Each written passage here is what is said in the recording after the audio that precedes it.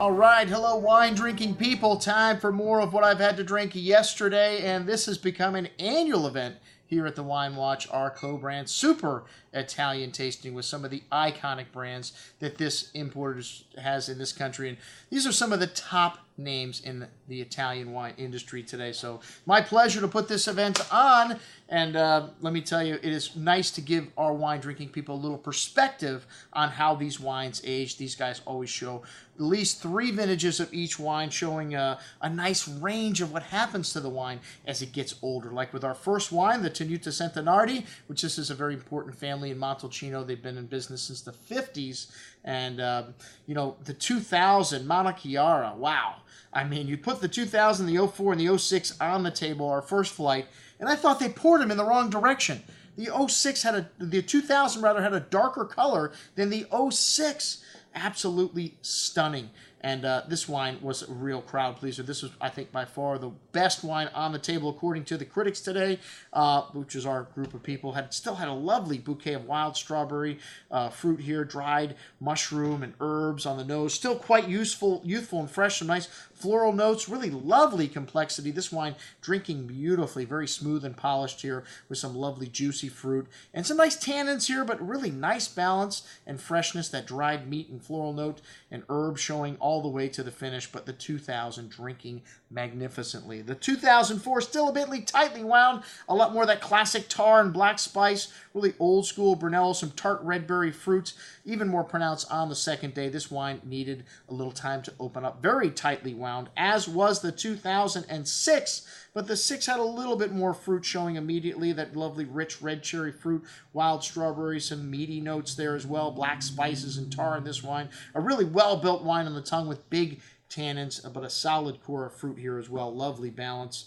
I think the 2004 was the best of the 3, but the 2000 was definitely a little more showy on this evening. All right, the Nozzole Il Pareto, which this is a single vineyard Cabernet Sauvignon. This is a 10-acre vineyard, and it's located about 350 meters in elevation with clay soils, lime and gravel stones. And this wine has a really unique bouquet to it. You know, it's 100% Cabernet, so you definitely get that dark currant and cassis-berry fruit, but you get that black olive also, a little bit more old school, a little bit more Bordeaux-esque.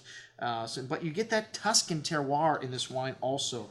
The 04 still showing a little bit reserved. This 04 vintage needs time even in this Cabernet Sauvignon. The 07 had a lot more beautiful forward cherry fruit here. Notes of dark chocolate and earth, a touch of herbs, and that black olive tapenade showing up here as well. A fairly drinkable wine. These 07s really showing some nice forward fruit in them and a very balanced finish. Fine tannins, and not a blockbuster in size, but has really nice structure, this 07. The 10, wow, this is a great vintage in Tuscany. This wine had a lot of lovely ripe forward fruit still going through its baby fat stage. Dark chocolate, smooth and creamy texture there. Smooth and round texture, but has a lot of tannins here. This wine needs a little bit of time, but most excellent juice. My favorite wine in this flight was the 2010.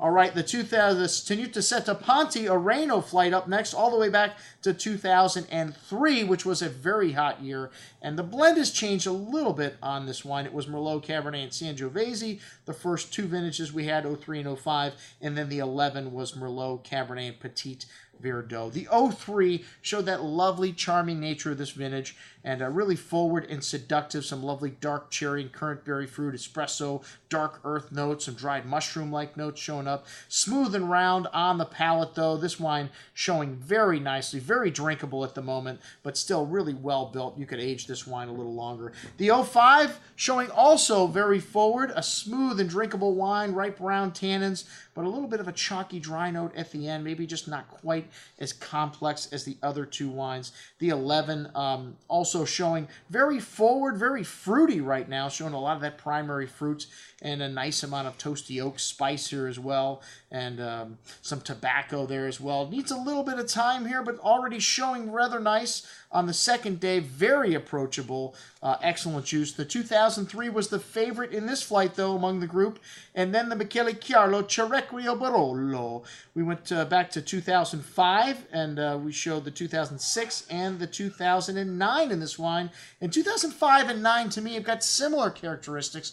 Both of them very showy. 2009 already very forward and drinkable. The 2006, this is a great vintage. This is a classic year. This is a year that needs some time. This wine's got great structure and still quite a bit of tannin here. The 5 and the 8 showing much better on this occasion. But you hold on to the 6 another 10 years, that is going to be reward you with a little more time in the cellar. All three of these wines showing very nicely, though, that lovely oriental spice and the earthy truffle notes.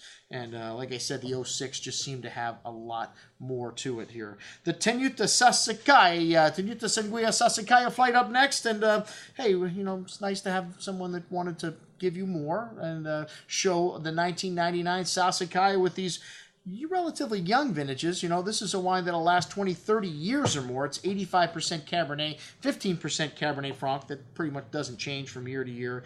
And the 99 had this really distinct earthy character, which showed in all of the wines, but really was a lot more pronounced in the 1999. Maybe it's because it had more age to it, and that's what happens when wines get older. They really start to showcase their terroir, but had this lovely black earth and pepperiness to it, wild herbs, sage, tobacco spice. Still has some dark currant fruit there showing, and this wine still has some tannins on the tongue. Could go definitely another decade in your cellar or more. Most excellent juice. The 2003, like I said, showing the nature of that vintage, really forward, really drinking nicely.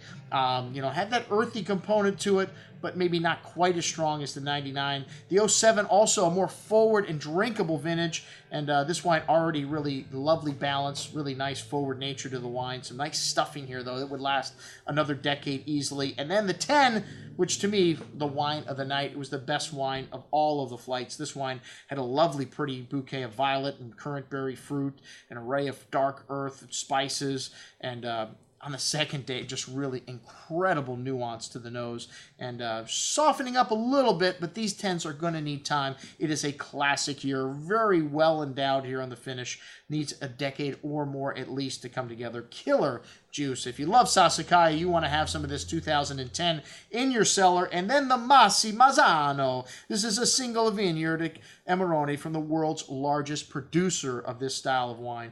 1.5 million cases and everything, just like all the other co-brand properties, is estate grown. The 2001 blend of 75% Cervina, 20% Rondinella, and 5% Molinara had a little bit of evolution here, especially on the second day, but a lovely array of sun-dried cherry, plum, exotic spices, dark cocoa, and an array of that fresh earth, kind of clay-like minerality you get from wines from this region, but lovely balance and structure. This 2001 most excellent juice. I like the 2006 just a shade better. It seemed to have, well, it's definitely a little fresher, had a little more fruit to it, but just seemed to be a little more balanced wine, even though still big and chewy. This wine completely dry. There's no residual sugar, which in Amarone you usually see a little bit, but a more drier style. Wonderful freshness in this wine. Most excellent juice, the 2006. Hey, at $165, you expect greatness, and that's what you get. And thank you very much to our friends from Co-Brand for hosting the Ultimate Italian Tasting with us. Once again, I'm your host, Andrew Lampasoni, signing off for the Wine Watch, saying remember, always drink the good stuff first.